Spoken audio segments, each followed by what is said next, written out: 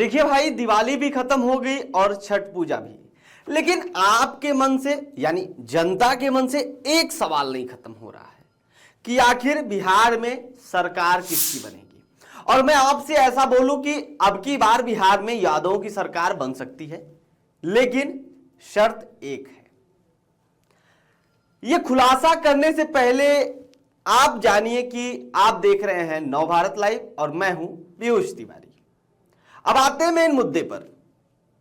और इस वक्त पूरे देश के जहन में एक ही सवाल है, क्या बिहार में तेजस्वी यादव यानी महागठबंधन की सरकार बनेगी? और इसका जवाब हां भी हो सकता है और नहीं भी। लेकिन हम बात करने जा रहे हैं बन सकती है, मतलब अंदाजा लगाया जा सकता है कि बन सकती हैं, वो भी कैसे। भाई, महागठबंधन की सरकार बिहार में बन सकती है, लेकिन इसके लिए एक शर्त होना जरूरी है। शर्त कुछ इस प्रकार से है, जब हमारी टीम ग्राउंड पे सर्वे करने के लिए पहुंची तो उसको लगा कि वास्तव में बिहार में बन सकती है महागठबंधन की सरकार। और सरकार क्यों ही ना बने, क्योंकि यादव वोटर्स की ताकत इतनी ज्यादा है कि उसका आकलन करना ही बहुत मुश्किल है। यादवों की हम बात करें तो उनकी जो सबसे बड़ी ताकत है, उनकी 15 से 16% की आबादी है, जो बिहार में मुस्लिम समाज के बाद सबसे बड़ी आबादी होती है। और ये बड़ी आबादी ही इन्हें इनसे सबसे ज्यादा राजनीतिक प्रभाव भी देती है। अगर यह समाज संगठित होकर वोट करे तो ये 55 से 60 सीटों पर जीत हार तय कर सकेंगे। लेकिन इस समाज की अपनी कुछ कमजोरियां भी हैं। इनकी सबसे बड़ी कमजोरी है आरजेडी। आरजेडी पर अत्यधिक निर्भरता। राजनीतिक पसंद नापसंद में ये सिर्फ आरजेडी को ही प्राथमिकता देते हैं। इनकी दूसरी बड़ी कमजोरी है, नेता भले ही अच्छा हो लेकिन जाति की राजनीति का टैग लगना चाहिए। तीसरी इनकी कमजोरी है स्थानीय यादव नेताओं में आपसी वर्चस्व की लड़ाई, जिसके कारण वोट बढ़ जाता है। अब बात करें आंकड़ों की, यादव वोटर्स आखिर किसे चुन रहे हैं? 90% ने यादव वोटर्स महागठबंधन यानी आरजेडी, कांग्रेस, वामदल के पक्ष में वोट करेंगे। यादव वोटर्स का कहना है कि यह आखिरी मौका है और इस बार वे पूरी तरह से संगठित भी हैं। एनडीए के पक्ष में सिर्फ 7% यादव वोटर्स ने हामी भरी है।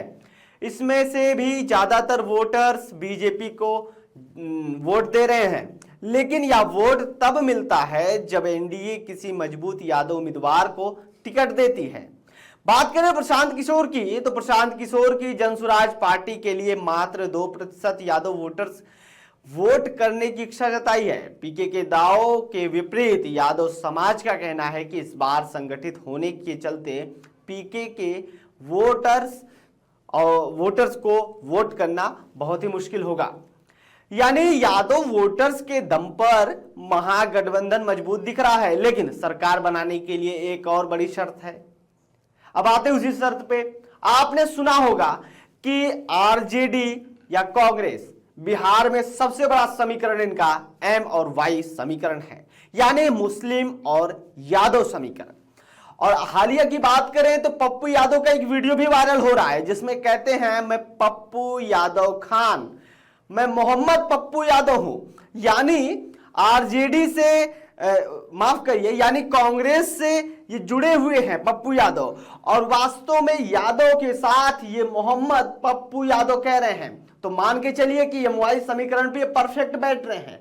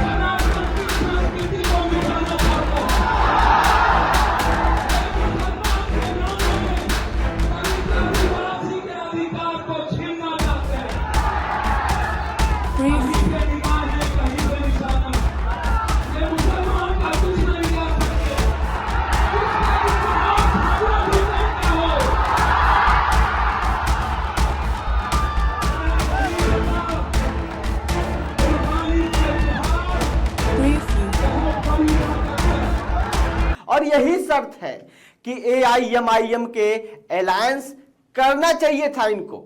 अगर महागठबंधन AIMIM के साथ सीट शेयरिंग नहीं करता है तो MY समीकरण यानी मुस्लिम यादव समीकरण पूरी तरह ध्वस्त हो जाता है। 2020 के बाद मुस्लिम बाहुल्य इलाकों में AIMIM ने मजबूत पकड़ बनाई है और वोटों के भारी बंटवारे के असर भी हैं। यादव समाज की मानता है कि MY समीकरण तभी काम करेगा जब मुस्लिम वोट सुरक्षित होंगे। यह बड़ा सवाल है कि क्या RJD और कांग्रेस अपनी शर्तों को दरकिनार कर AIMIM के साथ गठबंधन करना चाहिए था या नहीं। बिहार में बदलाव होगा या नहीं, या सिर्फ MY समीकरण की अगली चाल पर निर्भर करता है। और वैसे भी अब चुनाव नजदीक है तो क्या समीकरण और क्या गठबंधन और क्या अलायंस, अब तो सिर्फ यादव वोटर्स ही दे सकते हैं। और अभी जो मुस्लिम है, क्योंकि AIMIM से कोई भी गठबंधन नहीं हुआ है महागठबंधन के साथ, अब यह देखना होगा कि MY समीकरण कितना सटीक काम करता है इनका, ये वास्तव में देखने की बात होगी। वैसे आपको क्या लगा इस वीडियो में, कैसा लगा ये वीडियो, कमेंट बॉक्स में जरूर लिख करके बताएं। फिलहाल देखते रहिए नव भारत लाइव।